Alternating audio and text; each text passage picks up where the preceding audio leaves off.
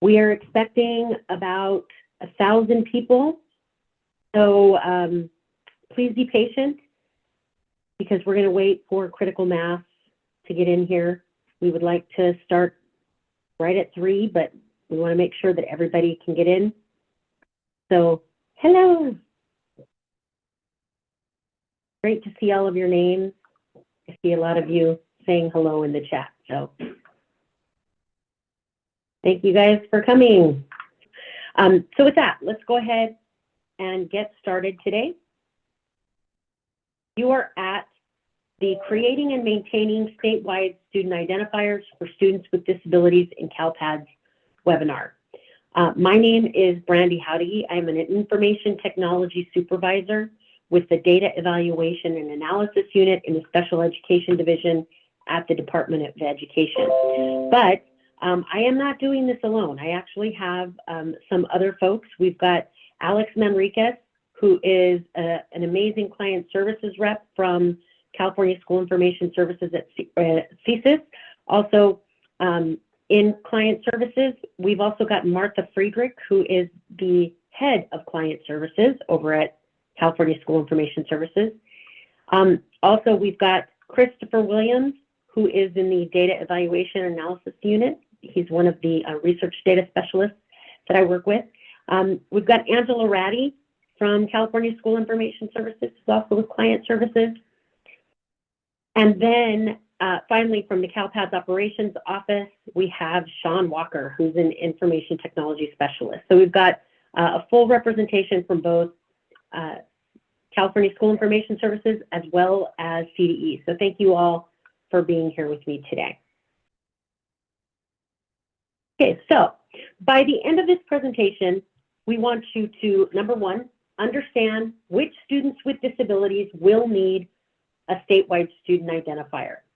Okay, secondly, you're going to understand when local educational agencies are required to obtain statewide student identifiers for students with disabilities, understand which data are required to obtain an SSID, understand how to prevent multiple identifier anomalies or MIDs for students with disabilities, how to have some sort of early indication that a student is a student with disabilities, even if a parent has not disclosed that upon enrollment.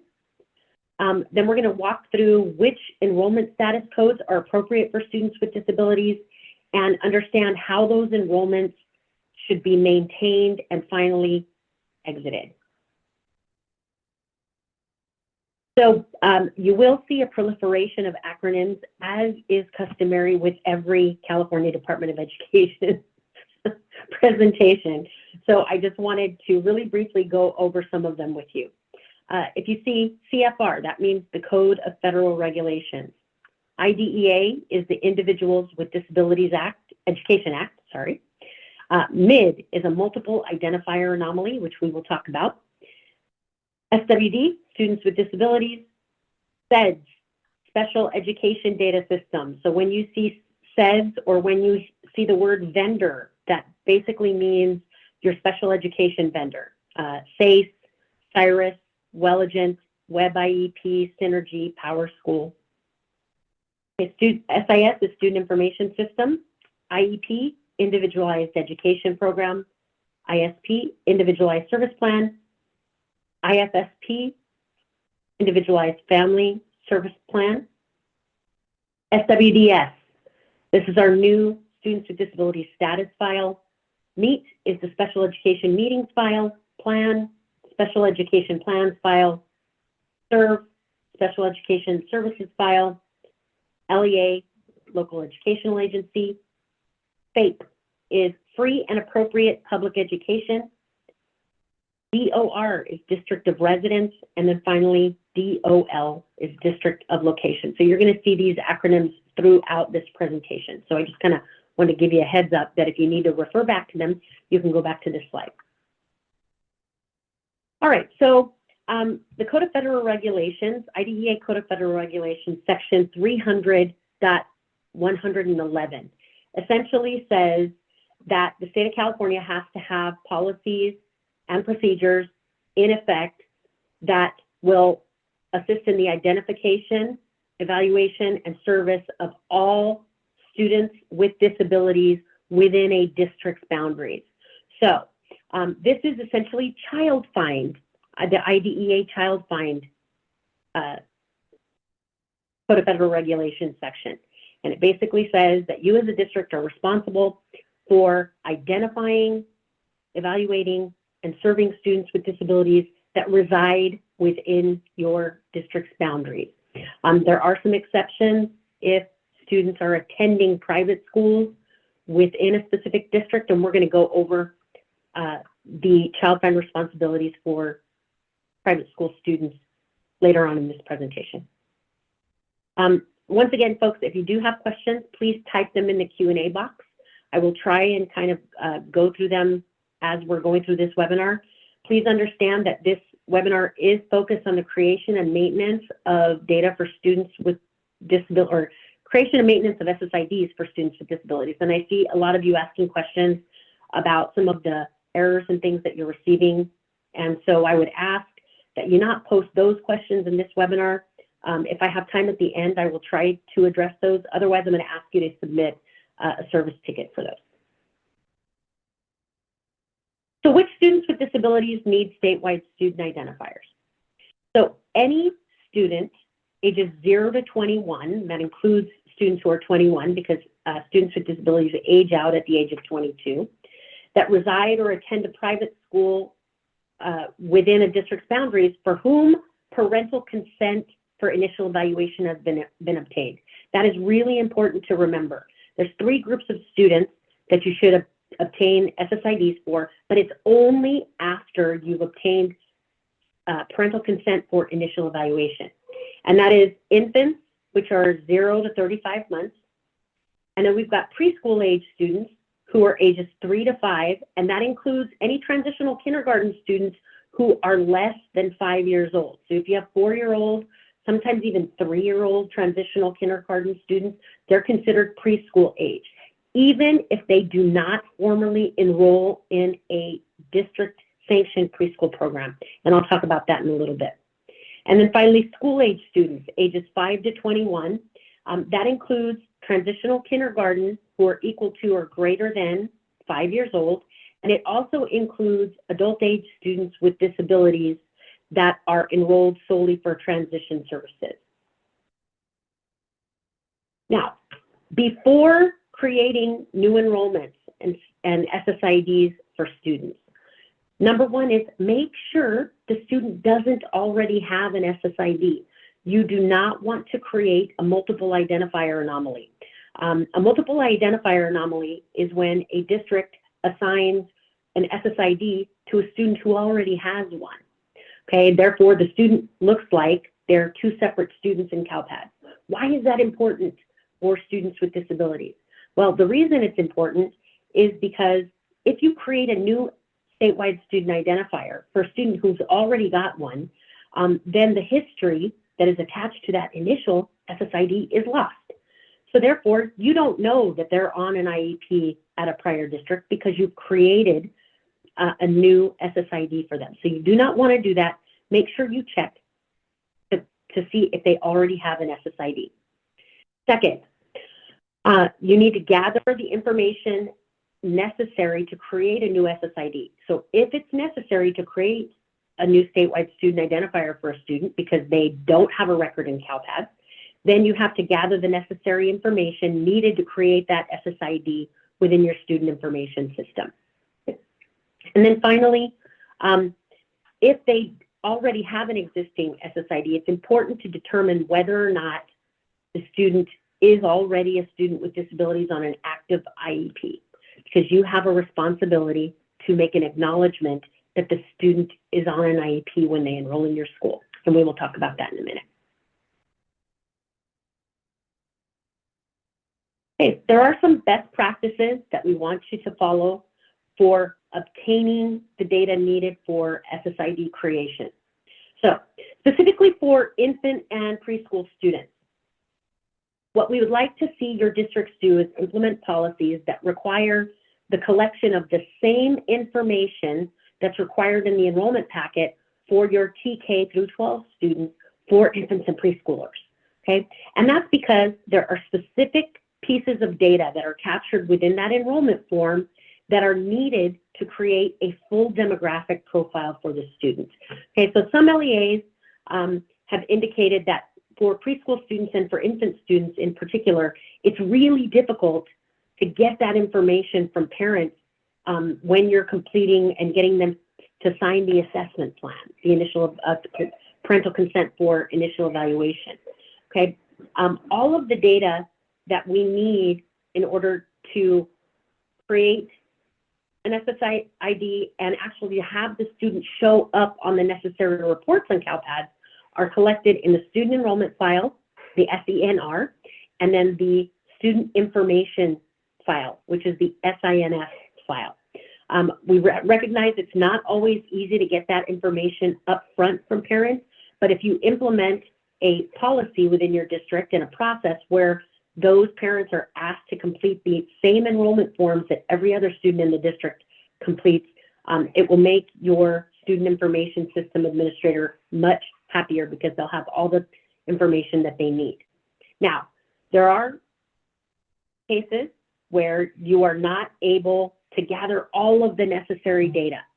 And so one of the things I want all of you to understand is that in CALPADS, in order to create an SSID, there are a minimum set of data that are needed to initially create that SSID. You can complete the demographic profile for a student later, but there are some data elements that are initially required. These represent all of the data that are required in order to initially create an SSID. You'll notice that all of these fields are prefaced by a number, 1.04.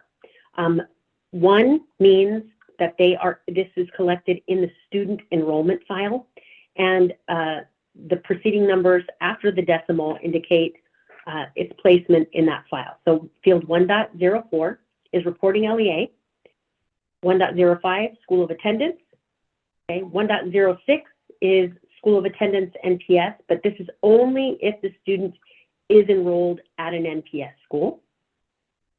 1.07, academic year. 1.09, local student ID, and this is the identifier assigned by the student information system. And then, of course, 1.10 is the legal first name, 1.12, legal last name, 1.17, student birth date, 1.18, student gender, 1.22, enrollment start date, 1.23, enrollment status code, and 1.24, grade level code. Okay, so these are the minimum data that are required to create an SSID. Okay, so it is really important that you understand that this is all you need in order to create the SSID. But once the SSID is created, you're going to eventually have to complete that demographic profile. The completion of that demographic profile is absolutely necessary in order to view that student on any snapshot reports that you need to certify for Fall 1 or end of year 4. However, what I should tell you is that the inability to obtain a full demographic profile when the student initially enrolls should not impede the ability for your special education staff to, number one, assess a student or to get those special education files up to CALPADS. Okay, so and I'm specifically talking to the student information system administrators here. I've heard that many of you, unless you get the full demographic profile, you don't want to obtain an SSID. And these LEAs are operating on very strict timelines to evaluate students and to indicate that they've held statutory meetings. Therefore, in order to get that information up to CALPADS, they have to have the SSID, okay? So based on the minimum data required to obtain the SSID, I would advocate that you obtain the SSID and then have those special education staff work on completing that demographic profile before Fall 1 certification. All right, second step. Let's determine, first of all, if the student has an SSID already. Okay. I met with the district earlier today, and we talked about implementing a process when the staff, the registrars at the sites, when they're going through the enrollment process for students throughout the year, should implement a process where they're actually looking a student up when they enroll. Now, I understand at the beginning of the year, when you're enrolling hundreds, if not thousands of students, I understand that that's very time consuming. But certainly during the year, when you're having students come in at various times during the year, your registrars can actually look a student up based on demographic criteria and see whether or not they already have an existing statewide student identifier. Okay, doing this upfront will help cut down on the creation of multiple identifier anomalies for students with disabilities, and it'll allow you to determine whether or not that student is coming into your district on an active IEP, whether or not the parent has actually disclosed it. It'll help in that determination. Okay, another way is to actually submit a batch file through the SSID match tool.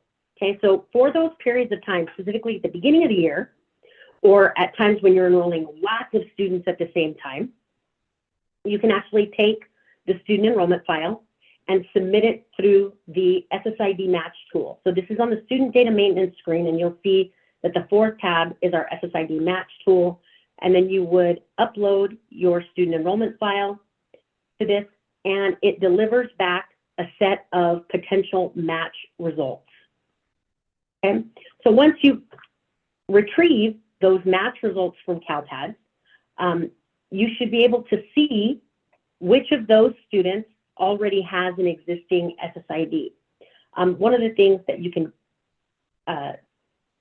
take a look at in this particular file is the result match percentage score. So the higher the score, the more probable that that SSID belongs to the student whose demographic criteria you entered. So once you download and analyze the match results, you take that SSID, put it into your student information system, and then submit that enrollment to CALPADS. So that'll help cut down on the creation of multiple identifier anomalies. Okay, so the other thing you want to do when students enroll into your district is identify as quickly as possible whether or not they're on an existing IEP from another district, okay? Again, I met with a district earlier today, and a lot of you are getting SENR 0606F1 errors. In fact, that's the highest, that's the error with the highest count right now. That is prohibiting certification of Fall 1. Okay, and that error, SENR 606F1, basically says, hey, you have a student enrolled in your LEA on information day, except CALPADS has no information from your district, specifically a plan record, that overlaps census day from your district. Okay, so the district that I met with this morning, we went through all of their SENR 606F1 errors, and every single one of them was because they did not realize that the student was on an active IEP when they transferred in, and they didn't have these processes in place. So if you establish these processes and get them in place, you're going to avoid that certification error altogether. So I cannot emphasize how important this is. Okay, the SSID extract is an extract that you can download on a regular basis. Okay, so you have to work in conjunction with your CALPADS administrator, and I'm talking to my special education data coordinators here. You have to work in conjunction. Depending on how often your CALPADS administrator submits enrollments to CALPADS, and the example we were using this morning was our CALPADS administrator at this particular district, every Friday submitted up enrollments to CALPADS. Every time kids came into the district, transferred in, he would submit up enrollments on Fridays. Well, that's a perfect opportunity for your special education data coordinators the following week on Monday to go in and download the SSID extract. And so I'm going to turn this over to Alex and she's going to actually show you where to find the SSID extract in CALPADS. Take it away, Alex. All righty. When you get to the home screen in CALPADS, what you want to do is from the left-hand side navigation bar, you're going to click on Extracts. And right here in the middle, you have SSID Extract. When you select this, you have two options to run the SSID extract by. The SSID create date may work for you if you know exactly when the SSID was generated, but be mindful that the SSID, even though you just requested it for your district today, that SSID may have been created previous years by another LEA, right? And so to ensure that you're capturing every single student, we recommend that you do it by enrollment date. And that way you have every single student that has been enrolled within the start and end date that you've selected on this filter. Great. Thanks, Alex. And I will take it back over. So again, downloading this extract on a regular basis is going to help you avoid SENR 0606F1. And a lot of you have this error currently. Now, what role do you need? Most of your special education data coordinators, I guarantee you already have this role. It's the SENR view role. Okay, so you can actually go in and download this every time your CALPADS administrator uploads enrollments to CALPADS. So what does it look like when you download the extract? So here's what it looks like. As you can see, it's a list of the students with all of their legal name, their gender, their birth date. You'll see enrollment start date. You'll also see English language acquisition status code that tells you whether or not the student's an English learner or potentially could be an English learner. Then you'll see the last two columns, or the last columns that I have highlighted. You have date, SSID created, and students with disabilities, SWD indicator, yes, no. Okay, so my special education folks, if you've never downloaded the SSID extract, know that you can download that extract. It gives you a list of all of the students that are currently enrolled, and anybody with a Y in the students with disabilities indicator column, it means CALPADS has information that that student already is on an active IEP when they enter your district. Okay, therefore, it's really important that you create a record for them in SEIS, adopt their record in SEIS or SIRIS or Welligent as of the date they enroll in your school. That is really important, because then you have a plan that will cover any period of time from the first day of enrollment. Now, in order to identify the students that most recently have enrolled in your district, you want to first sort this list by enrollment start date in descending order.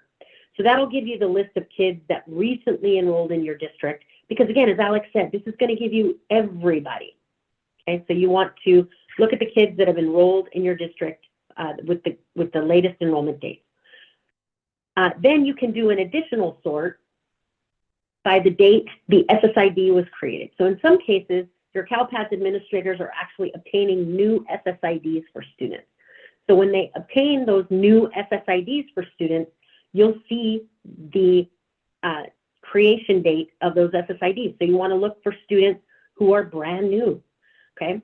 And you want to look at their information, okay? And then obviously you want to filter on students with disabilities where that value is a yes in there.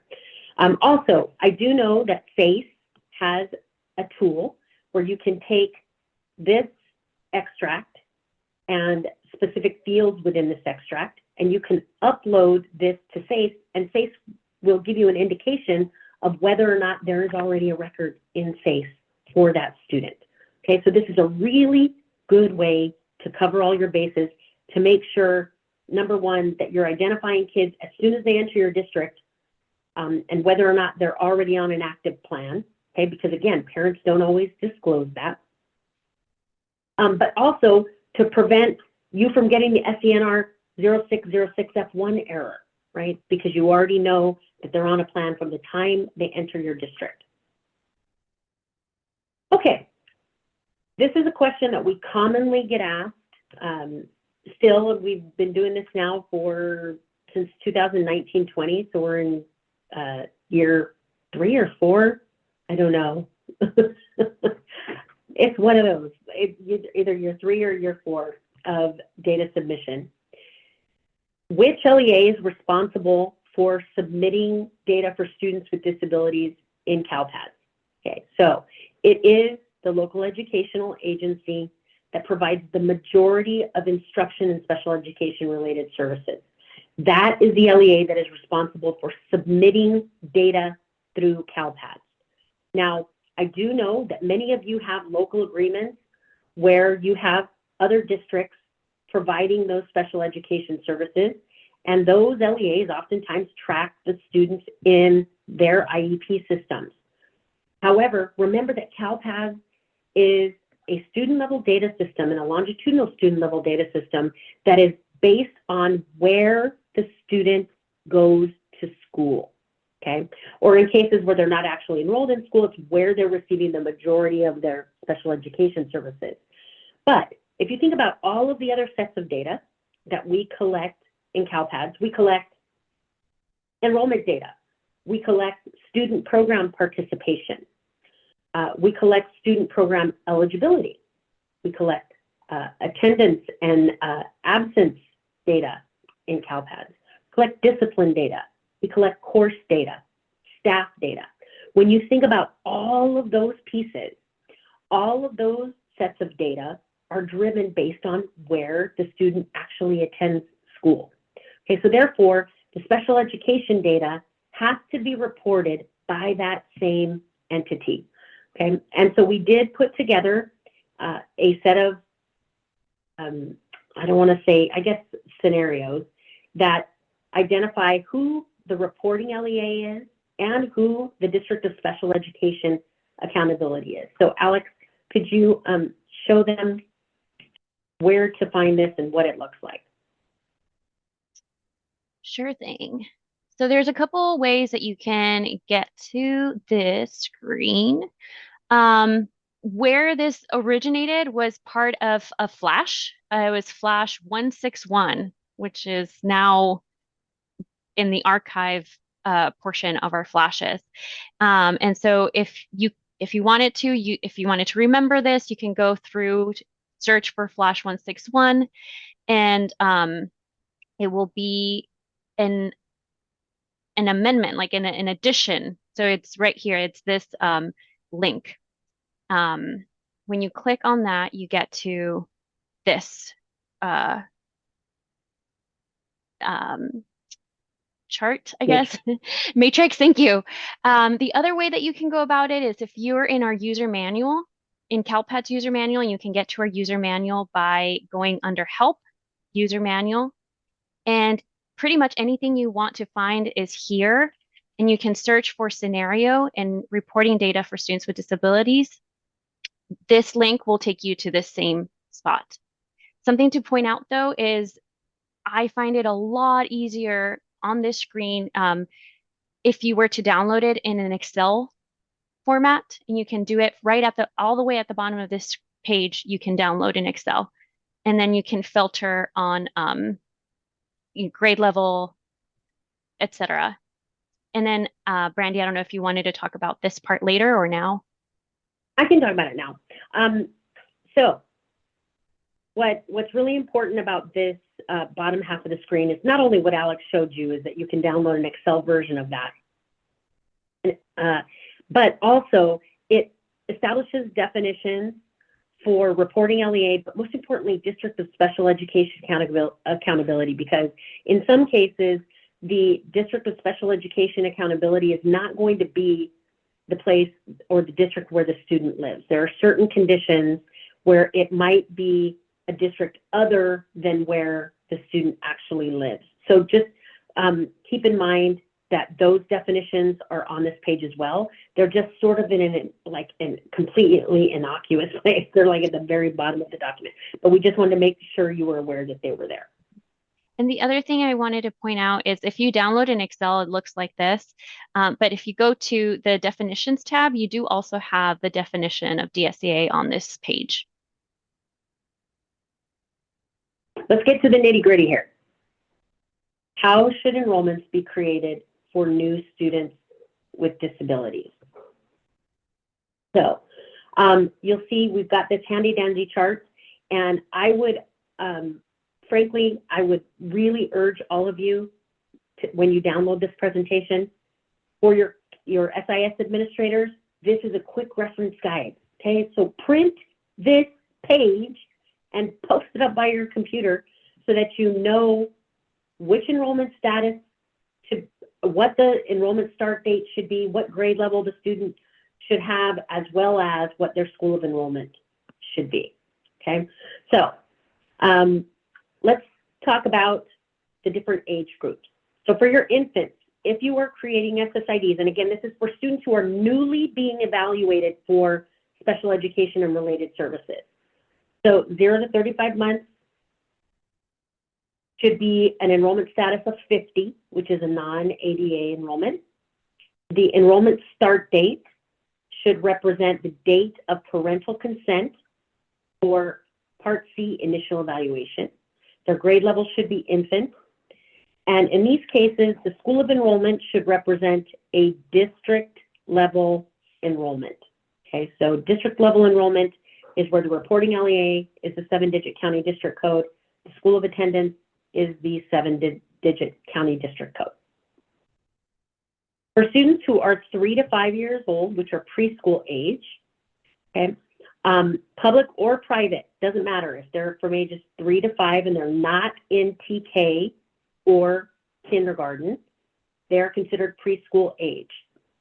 And they are not served on an IFSP at another LEA at the time of initial evaluation. So this one is really key. This is some new guidance that we added.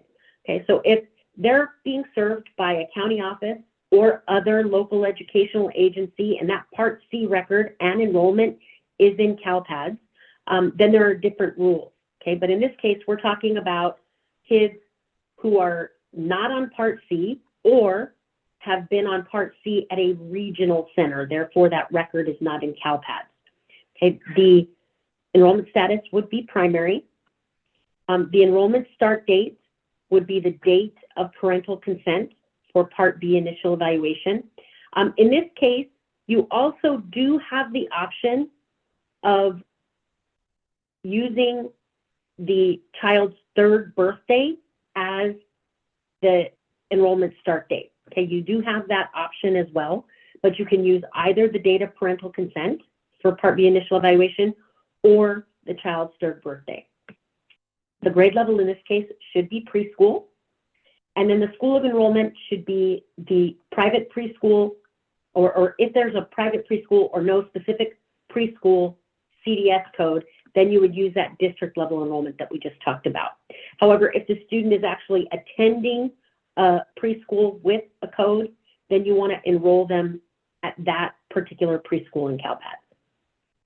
Okay, so then we get to preschool age students who are actually served on an IFSP by another LEA, and that record is in CALPADS at the time of the initial evaluation.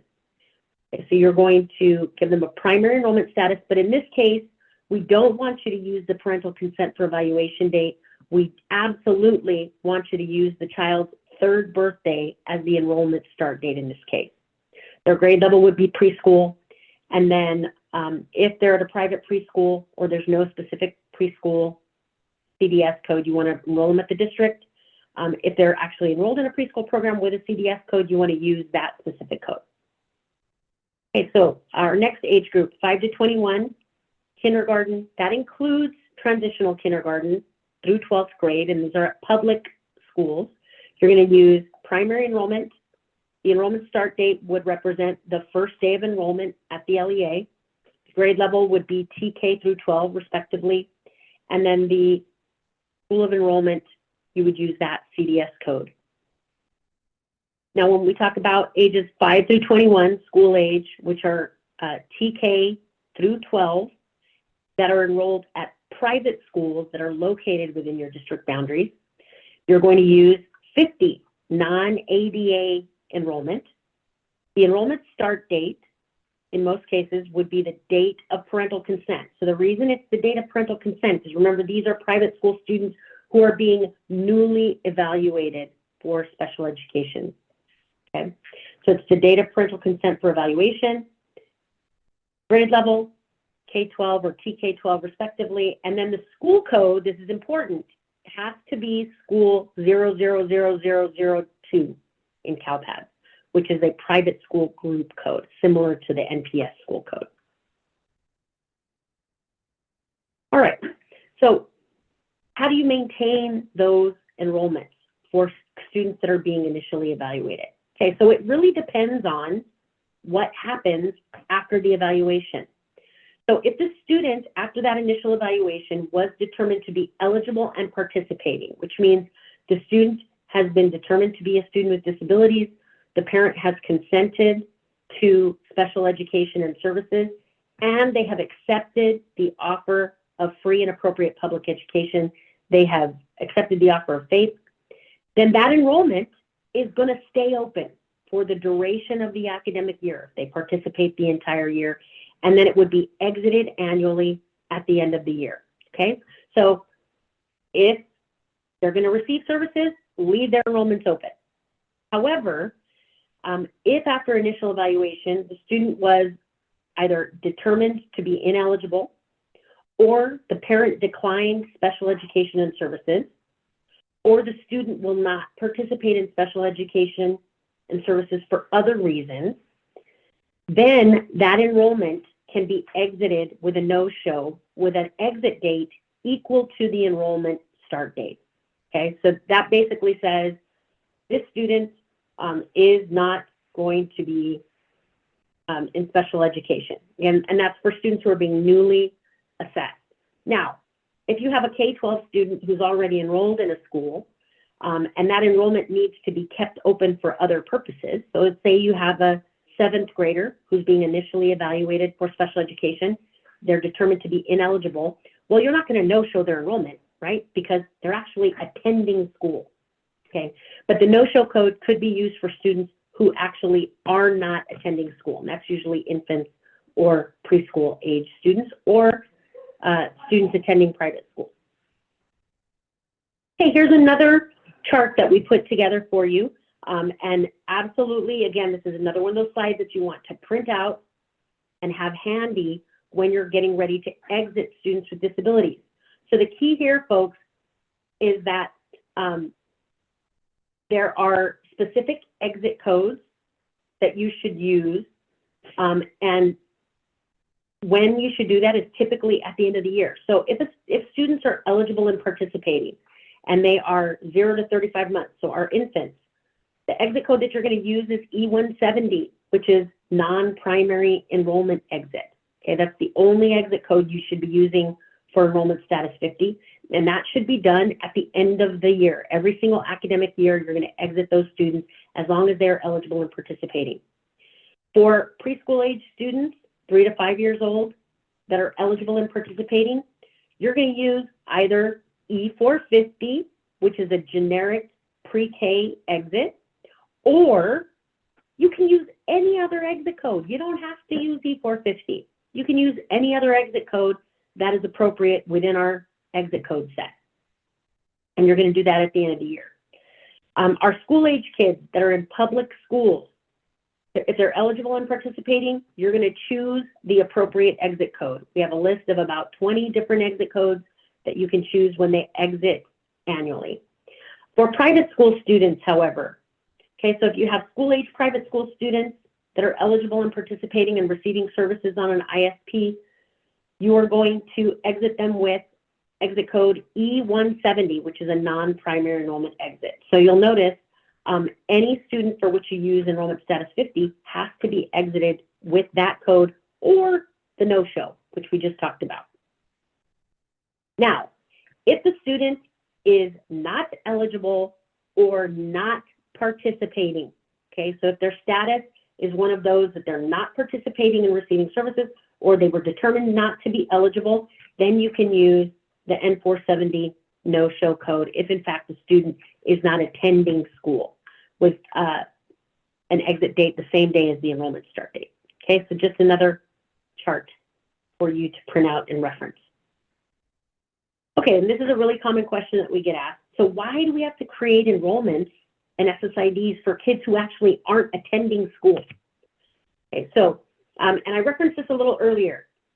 Once districts obtain parental consent for initial evaluation for special education services, that represents the district's obligation and responsibility to assess that student and determine whether or not they're eligible, and if they are, to provide those services. Okay, so that enrollment for students who are not actually attending school represents your acknowledgement of responsibility. Okay, so that is why we require those enrollments specifically for infants and preschoolers who are receiving services only but are not attending school. Okay, so real briefly, and I promise we're going to try and get to questions. We've got about 16 open questions, and thank you all for actually going through and answering those questions in the Q&A. I will try to address some of those, but also remember, folks, please place your questions in the Q&A. Do not place them in the chat box because we are not monitoring the chat for questions. Okay, so real briefly, we're going to talk about enrollments for students enrolled in private schools. Okay, so which LEA is responsible for conducting child find for students with disabilities in private school? It is always the district where the private school is located that is responsible for locating, identifying, and evaluating students with disabilities who are enrolled by their parents. They're parentally placed in private schools within those districts. Okay, so the district of location has to evaluate them, they have to identify them, they have to evaluate them, and if the parent elects, serve them on an individualized service plan within the district of location. Okay.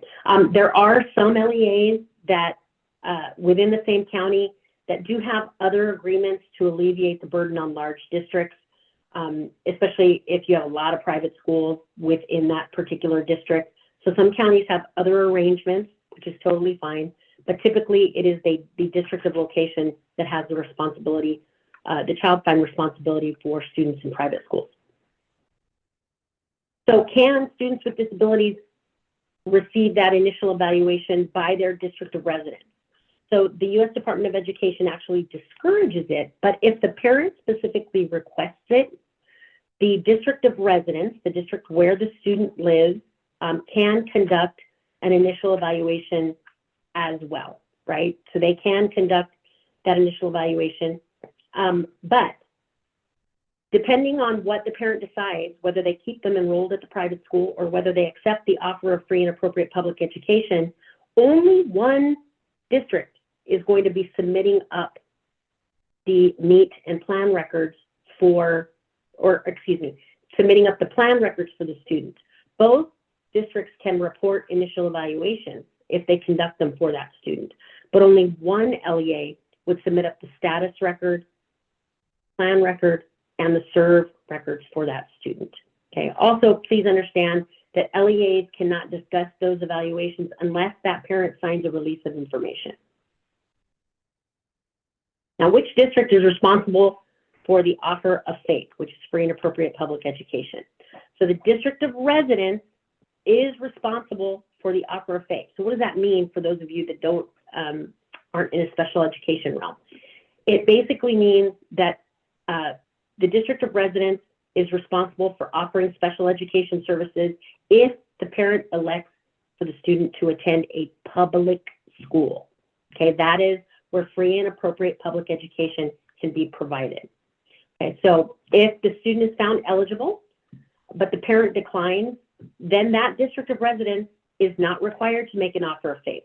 Although some of you have procedures and processes within your counties to annually make that offer of FAPE to those students, and you are, well within your rights to go ahead and annually make that offer of FAPE, although it is not required. If the student is eligible and the parent accepts them, then that district of residence is responsible for providing FAPE to the student through an IEP at the public school. Okay, so which district is responsible for providing services through an individualized service plan? That would be the district where that private school is located. Okay, so if the parent elects to have the student served on an individualized service plan, or ISP, they are receiving a proportionate share of services, which is significantly less than what's usually prescribed in an individualized education program, or IEP. But if the parent does elect, the district of location would be responsible for providing those services. Now, there are some things that you have to take into consideration for enrollments and SSIDs for private school students. Okay, so remember, when we're talking about newly identified students with disabilities, right? They've never been on an IEP, they're being initially referred, and you've received parental consent for evaluation, then that enrollment start date for that student is going to equal the date of parental consent for initial evaluation, because that's really when your responsibility begins, is when you have initial consent for evaluation.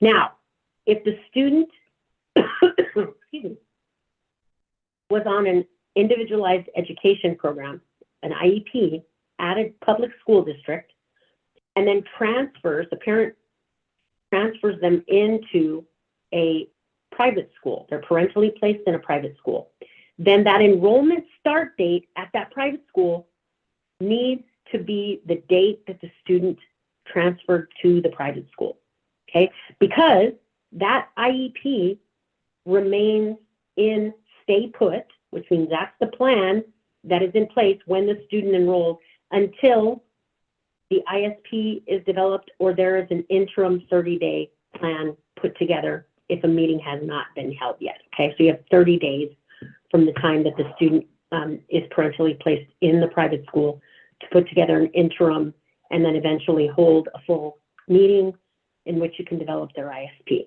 okay? So for those kids that are transferring in, the enrollment date should be the date they enroll in the private school.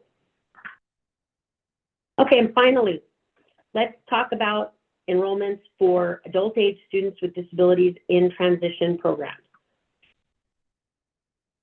First of all, what is an adult age student with disabilities in a transition program? Okay, so students with an active IEP are eligible to receive services until one of the following happens. Okay, so either the student graduates with a standard high school diploma. Okay, so standard high school diploma means they've met all state and local graduation requirements, or if they're in certain categories, like they're homeless or they are foster, they receive an exemption from local graduation requirements and they meet the state minimum graduation requirements. Okay, so those would be exited with a completer exit, which is 100 standard high school diploma, or the parent guardian revokes consent for special education and services, or the student ages out, they turn 22 years old. Okay, so until those things happen, the student is eligible to receive services through their IEP.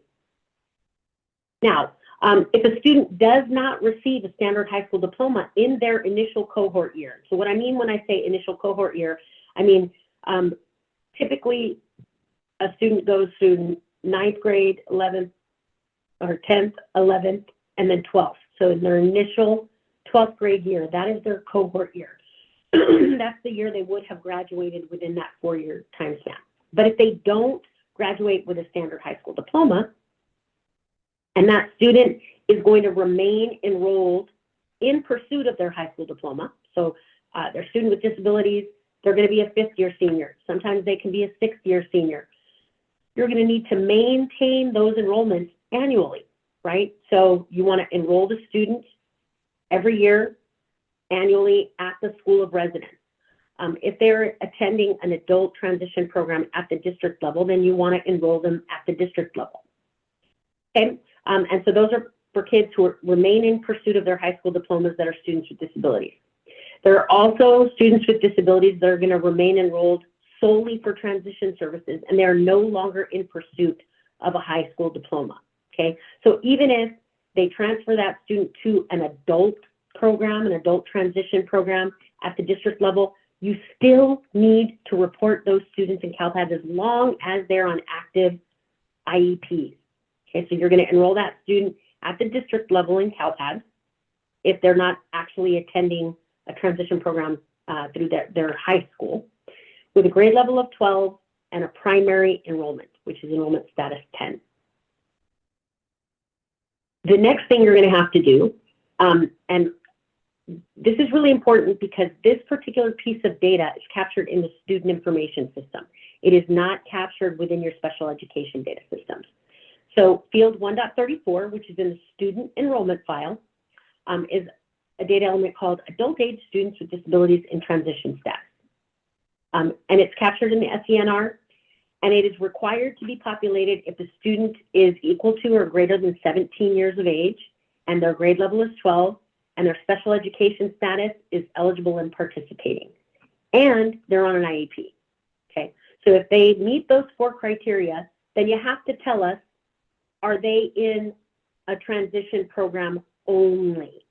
Okay, so if they're only enrolled and they're for transition services, they're no longer in pursuit of a high school diploma, that value would be yes. If they're in pursuit of a high school diploma and are going to remain enrolled, they're a 5th year senior, 6th year senior, then that value would be no. But the point is, this is required to be populated when the student, either yes or no, when the student meets these criteria. Okay, so if you have further questions and I'm not able to answer your question, I'm going to try and go through the open 26 questions, which right now I'm really scared of. Then you can email those questions to calpads-support@cde.ca.gov, or if you have policy or programmatic related questions to special education, please send them to speddatasupport@cde.ca.gov. Okay, so I am going to dive into these questions now. And I'm just going to start at the top and work my way down. First, let me say I love you, Sue Ann Minden. Do I even need to ask my perpetual question? So the SPED data guide is in draft form. My staff did provide me a draft. I'm currently making edits. I will be providing that to the CalPADS office, hopefully next week. It's just taking me a little longer to edit than I had anticipated. Question answered, Sue Ann. Okay, Beth Sutterberg, question 1. I asked yesterday, but had to leave before I got the answer. Why would my private school students have N for SWD in the SSID extract file? These are districts who we provide services for in our district. So if the IFP record is in CalPADS and their status is eligible and participating, they should have had a Y in the SSID extract. If that is not the case, Beth, and you've checked to not only make sure that they have a plan record from your district, and their status is eligible and participating, if you check those things and the students are still showing up as N, oh, Alex is going to chime in here, yes. Yeah, Alex. sorry to interrupt, Brandy, but this is one of the conversations Meredith had emailed you about that we want to talk to you about making updates to that SSID extract. It's this scenario too. Okay, so we might have a little loophole that some are falling through. Okay, thank you for that, Alex. So to be continued, Beth. Okay, anonymous attendee at 313. District student lives in district student lives in versus district student is attending, which may be different. I'm assuming that was an answer to another question. Okay, yes. And then we've got folks chatting between each other. Okay, another anonymous attendee at 317. If a family has received a letter from our student hearing and placement department and is no longer enrolled in our district, are we still responsible as the District of Special Education Accountability if we have updated SWDs that the student is eligible and not enrolled? So if the student is no longer enrolled in your district and they no longer reside within your district, then you are not required to make an offer of FAPE. So as long as you've got that SWDs record submitted up to CalPADS that indicates the student is eligible but not enrolled, that student should not show up on your child count.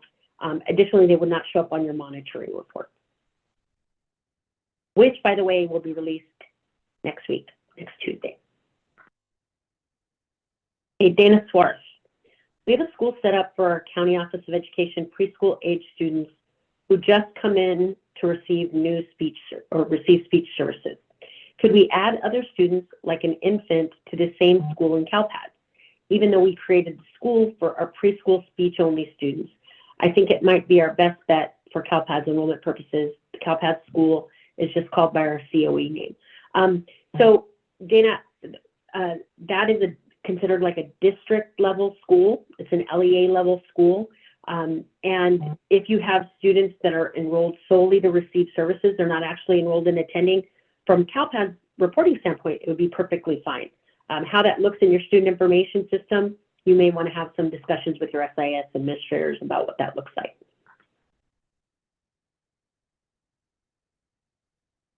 Okay, Suzanne's making a suggestion, look up student in CalPADS, get existing SSID, right? That's to avoid mid-creation.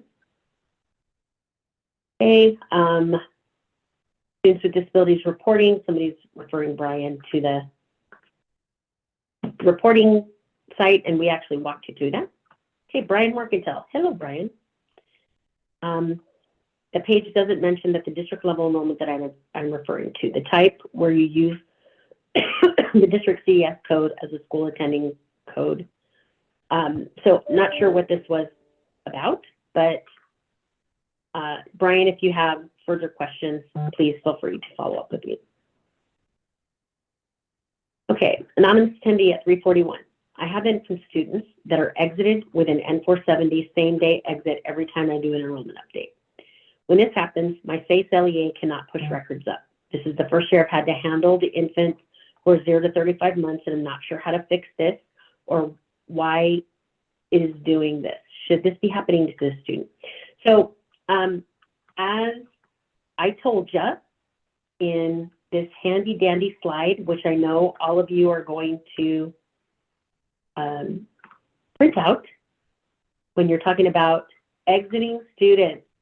So again, no-shows should only be submitted, number one, if the student is not eligible or participating, but only after your staff have pushed up those records. This is really super important, folks.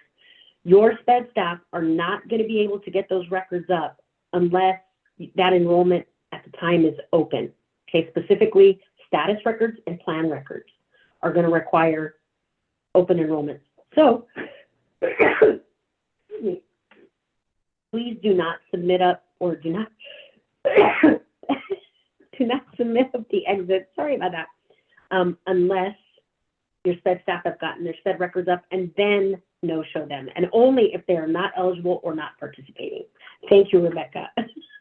Oh, goodness. Okay, Ann Barretto. Does the enrollment start date need to be changed to the date when the student starts receiving services once it is determined that the student is eligible? In our SIS, it is strange to have the student's enrollment start before they start attending preschool, since they wouldn't have any attendance data until they started attending school. So just the one thing I would say with respect to CalPADS, and I don't know about your student information system, but in terms of CalPADS, we don't collect or report on attendance data for preschool students. So first, from a state reporting perspective, it's okay if the enrollment start date represents the date of parental consent for evaluation. But if the student is actually going to be attending your preschool, it's perfectly fine to use the first day of preschool.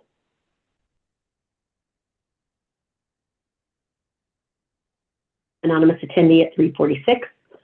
What if a preschool age student, 2 years of age, is being serviced by an early start program? So early start programs are generally run by regional centers and referred to us to receive services at 3 years of age, and they are not in CalPADS. Do we use their birth date as the start date or the parental consent date? So in this case, you can use either, right? The key here is they don't have an IFSP record in CalPADS, and they don't have an enrollment at another LEA that is serving them on that IFSP. Okay, so if we look at this slide, you'll see in this case, if you look at row 2, public or private, they're not served on an IFSP by another LEA at the time of initial evaluation. And what this should also say is, or they're being served by a regional center and that record is not in CALPADS. That's the key. Okay, so you can use the date of parental consent for evaluation, or you can use the child's 3rd birthday, whichever you prefer. Okay, Yvette at 347. I have twins that were on an IFSP, referred to our district, parent consigned consent to start the evaluation, then after several missed appointments, told staff over the phone that she's no longer interested in evaluation for the twins, stopped all contact. How do I report them? Evaluation was never started. The parent has rescinded consent to test.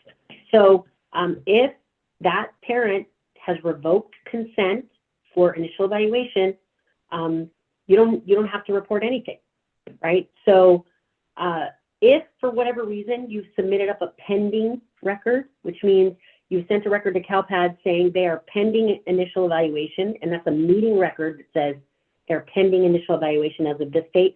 If the parent has revoked consent, you want to go into CALPADS and delete it, okay? Because you don't have a responsibility until the parent actually gives you consent to conduct the evaluation. Okay, Sherry Roberts, how do you handle a private school enrollment if the parent accepts FAPE and enrolls in a public school? Do you nullify the enrollment and then add the public school enrollment? Okay, so Sherry, I'm assuming that you mean the district of location evaluates the student and then the district of residence makes the offer of FAPE. So how would you close that private school enrollment? Because they're not going to be served there. You could use the N470, right? Because they will never be served on an ISP through that private school. So you could just use the N470 in that case. Unless, of course, they were served for a period of time on the ISP and then decided to, if they decided to accept the offer of FAPE at a later date, so they're served for a short period of time on the IFSP, then in that case, you would use E170 to exit the private school enrollment, and then you would just start the enrollment at the public school. Laura Orozco, I missed the information, but how can we get an SSID for a student whose parent did not complete enrollment with the district? Okay, so there are a set of minimum requirements for SSIDs. And there's a slide in here that, what are the minimum data required to create an SSID? So as long as you have all of this information. So if you look at the majority of data elements that are on the left-hand side, these are all data elements that are pretty standard, right? What's the district? What's the school of attendance? What's the academic year? What's their Aries ID or their Power School ID? And then you have legal name, birth date, gender, and then enrollment status, enrollment start date, and grade level. Okay, those are the minimum data you need to create an SSID in CALPADS. Okay, now, creation of the SSID is great when you want to send up SPED records, but eventually you're going to have to create or complete that demographic profile. And there are other pieces of information that you're going to need to obtain. So again, you need to put in processes that have those parents, particularly for infants and preschoolers, to complete the enrollment packet that every other kid in the district does, because there's some really key information in there that is necessary to complete the student demographic profile. Race, ethnicity. Why is that important for SPED folks? That's used in disproportionality calculation. Okay, that could trigger monitoring activities, right? So we need additional information. Okay, Ada Reed Watson, what wording would you suggest I tell to a parent who contacts my district of residence, when they attend a K-12 private school in another district? How can I tell them they've contacted the wrong district? So technically they haven't contacted the wrong district, Ada. Okay, so number one, the district of location is required to evaluate the student and if the parent elects to keep them enrolled in the private school to serve them on an IFP. But if the parent requests that the district of residence evaluate them and make that offer of FAPE, then that district of residence is required to do that evaluation if the parent requests. So in this case, you could do an evaluation, and if you ask the parent and get a release of information, you can actually discuss the results with the district of location where the private school is. Okay, anonymous at 349. Can you explain a child that is 3 to 5 and pending evaluation needs to be primary enrollment, but infants and school age is non-ADA? We have one school that we place all our pending students in, but with this, we can't have them at the same school because that is 0002. Am I understanding this correctly? Okay, so the reason that preschool age students, okay, so preschool age is 3 to 5, not enrolled in TK or kindergarten. Preschool age students must be primary enrollment is because preschool age students, whether they're at a private preschool, public preschool, whether they're receiving services only, they have to be placed on IEPs. That is why they have to have primary enrollment. Okay, so all infants are not placed on IEPs. They're put on individualized family service plans. Private school students are not on IEPs. They're put on individualized service plans. So the reason that we require primary enrollments for preschoolers is because they have to be put on IEPs. Okay, so you must use enrollment status 10. Maria Aldana, parent declined the IEP and then also declined ISP and student was eligible. So the previous district exited for 2023 as plan type 700, which means the parent declined the offer FAPE. They want an ISP with us. How do we proceed? Shouldn't they have reported a different plan? Okay, so the parent declined the IEP, but they want services at the district of location. So essentially what you could do is you could submit up an enrollment and an ISP record for that student, because in this case, the parent didn't withdraw, right? They just declined the offer of FAPE at the other district. So you could create a new record with a new plan that's effective as of the date they enrolled in the private school within your district, and they're going to be served on that ISP. You do not have to conduct another initial evaluation. You could do a plan review, and if appropriate, you could do a reevaluation. Okay, anonymous attendee 355. Parents sometimes leave, and we have a hard time contacting them. They do report to the school they are moving to, a private school. Do I automatically report enrollment to a private school? So I'm assuming the student leaves and you don't know where they're at for a while, and then they end up located at a private school. So would you automatically create a private school enrollment if that private school is within your district's boundaries?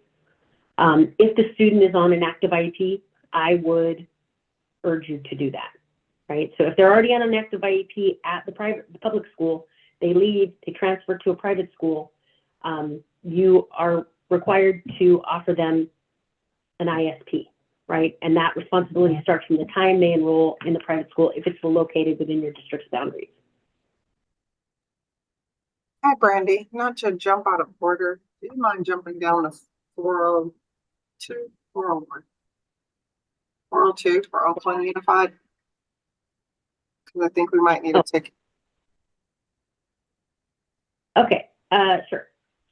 So can I ask about our issue with charter school student on an MOU attending one of our district schools and who gets primary and who gets secondary enrollment. Student is full-time attending our district school and we're providing services, but the charter has kept the SEIS record and says they should have primary enrollment in ADA.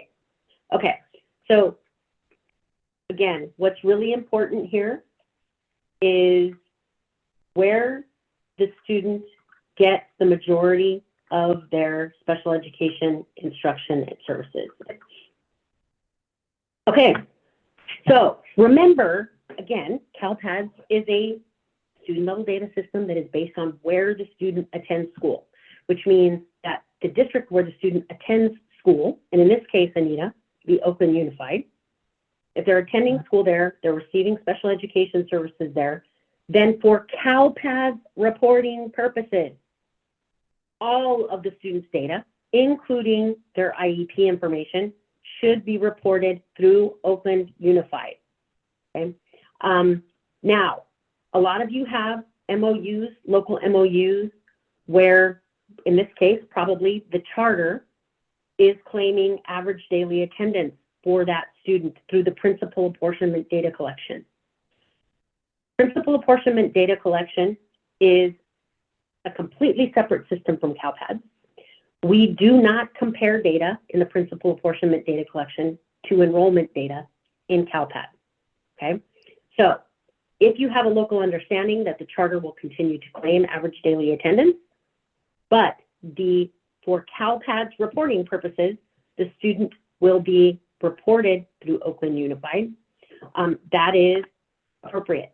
In fact, oftentimes it's necessary. So in this case, Anita, Oakland would be the primary enrollment. The charter can submit a secondary enrollment, but secondary enrollments for students will not allow you to submit special education records. There's only certain data that would be allowed to be submitted for secondary enrollment. Okay, folks, so I'm going to go down to, let's do 4 more questions. Okay, Teresa Winchell. This is probably a question for our vendor, SEIS, but I'm asking in case there's a resolution. We have parent consent for initial evaluation for a preschool age student who does not attend preschool. The parent has stated they will not answer any questions regarding the child's race or ethnicity. My CALPADS administrator created an SSID since these fields are not required to create an SSID, but these fields are required in SAFE in order to create the pending transaction to send to CALPADS. Are you aware of a workaround? Would we use the online maintenance tool to manually enter the pending transaction information in the meet file section in CALPADS? Well, that's that. So submitting the record directly to CALPADS is an option. And I do not know the race ethnicity options in SAFE, but what I can tell you is that for CALPADS purposes, CALPADS actually has the ability to populate where the race is missing or the ethnicity is missing. And in this case, if the parent refuses to disclose that information, in your student information system, there is the ability to say the race is missing, the ethnicity is missing. My hope is that SEIS actually allows for those same values, right, to tell you that the race is missing. It should be consistent with what's collected in CALPADS. If that's not the case, we can certainly have a conversation. So, okay, so I see Tammy in the chat is saying that you can indicate that it's missing. So going to SEIS indicates that the race ethnicity are missing. What that means, by the way, okay, when the data get reported to the federal government, is any student for whom race ethnicity is missing, they are reported automatically in a category of 2 or more races, okay? Okay, Sherry Roberts, clarification. Clarification to earlier question. Do you nullify the private school enrollment created when parent consented to the evaluation? So yes, Sherry, parent consented to the evaluation, they're pending initial evaluation. You can still nullify that enrollment, but wait until you've got all the SPED related records up into the system, then submit that N470. N470s for special education purposes are will still allow you to see students in your child count reports and your federal setting reports. So, yes. Okay, Peggy Webster.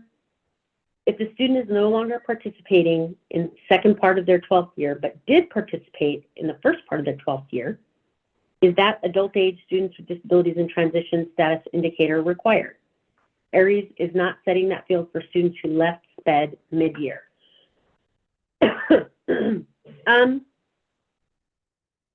So at the point where they are, and typically this happens during periods of certification, right? So end of year 4 in particular. So if at end of year 4, the student during an enrollment period at your LEA was age 17, had an active IEP. So really it's depending on the enrollment period. If they were SPED at any point during that enrollment, then I would say you're going to have to populate it. But in this case, you would just populate it with a no.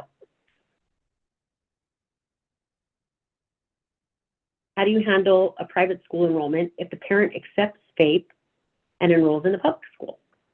So the private school enrollment will be nullified. And I think this is the same question that Sherry asked, and I answered it. Okay, anonymous at 401. District of location is asking us to request SEIS record for a student so that we can make an offer of FAPE even before the parent agrees to receive services. They also send parents our way instead of evaluating them. How should we handle this? So first of all, I would check with your county. Okay, so your county or your SELPA, actually. It's very possible that your county has some sort of other agreement in the county. But typically, the district of location is required to do that evaluation. And in fact, I would send them a copy of this presentation. If they still have questions, they can reach out to me. Again, if the parent requests that the district of residence does an evaluation, the district of residence must conduct an evaluation. But if the parent's not specifically requesting it, then it's the district of location. Okay, I will take one more question, and then I'm going to go ahead and wrap it up. Again, for those of you that want your question answered immediately, please feel free to take your questions, and that's Veronica Bogan at 403 all the way through the end. Please feel free to just go ahead and send in a service ticket, and we can route those through the appropriate people. Or I can answer the remaining questions by sending out the answers to those questions when I send out the Q&A to all of the participants of today's session. Okay, so one more question. Who should report for an initial Part C to B assessment when the parent says they won't attend preschool and will only receive County Office of Education services during the IEP meeting prior to their 3rd birthday? Then at the time of their 3rd birthday, they enroll in an LEA preschool for their majority of services. Okay. So typically the district of residence is required to conduct the initial Part B evaluation. Okay, so if at that point they say, oh, you know, we're not actually going to enroll in preschool, we're just going to receive services, the district of residence is required to conduct the initial evaluation for Part B. And then if they enroll in an LEA preschool and they receive the majority of services through there, it's still the district of residence, right? But the key here is if they're on an initial Part C plan through a County Office of Education or other LEA, and that record is in CALPADS, the enrollment start date for that Part B enrollment should always be the student's 3rd birthday. But in this case, it's the district of residence. Okay. All right, so I'm going to call it a wrap. Thank you guys so much for attending today. As is pretty customary, folks, I just wanted to show you a list of all of our resources available for you. Please take the time to download this. Again, we will be posting this recording on the CSIS YouTube channel, as soon as we can get the transcript cleaned up. So hopefully that will be within the next week or so. The folks at SEIS are really great in helping us get that information up there. I hope you found this helpful. If you have any follow-up questions, please feel free to reach out to us. Otherwise, I know I probably won't see many of you before the holidays, so have a happy holiday, and we will see you soon. And thanks to Alex and Chris and Sean and Martha and Angela for answering all of those questions. I really appreciate it. Great job, Brandy. Thanks. Great job, Bye, Brandy. guys. Thanks.